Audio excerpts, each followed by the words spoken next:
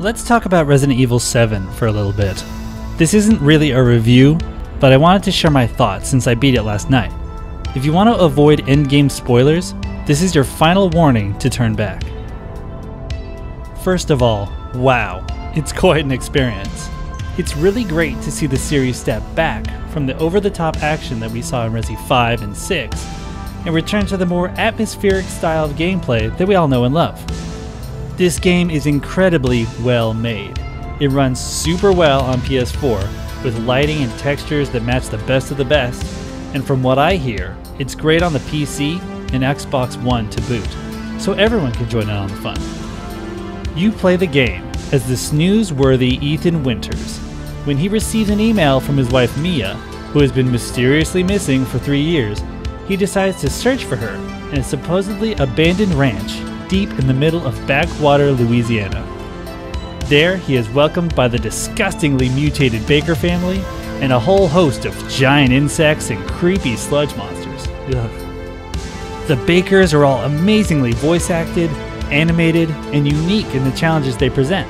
My personal favorite moments would have to be the garage fight against Jack and the greenhouse fight against Marguerite. Though Lucas, the son of the family, is definitely the weakest link of the bunch, he's not without his charms.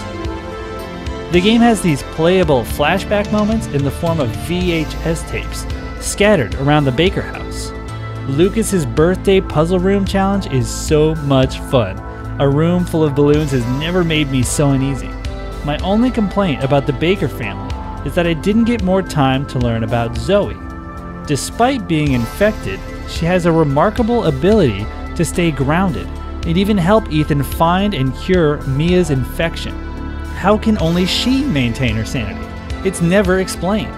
Besides a few short phone calls and a handful of notes, we don't know jack shit about her. Speaking of underdeveloped characters, don't expect to grow attached to Ethan or Mia over the course of the game. Their backstories are as thin and bland as plain rice milk.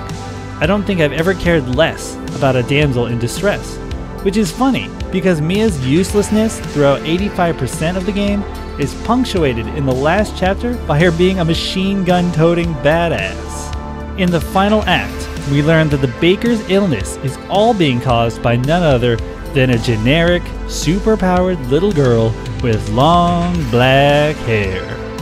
Yep, the Japanese obsession with scary little girls is in full force here. I thought the trope had gone stale in Revelations too, but boy was I mistaken. So it turns out that Mia was actually the super secret bioweapons babysitter. The little girl, obviously troubled by her lack of a normal life, gets fed up and uses her powers to murder and brainwash innocent people into becoming her quote-unquote family. But of course, in order to keep the audience in suspense, Mia's infection gives her plot-convenient amnesia to the point at which she's almost always scared out of her wits and useless. The only thing she seems to be good at is beating the shit out of her husband when she's being mind-controlled by Samara. I mean Alma. I mean Natalia. I mean, who gives a shit? There are 2 endings, but neither is particularly satisfying or unique. The good ending is Mia lives because you cure her. The bad ending is where Mia is dead because you choose to cure Zoe instead. The only other difference is that the final monologue as you ride off into the sunset is a little different.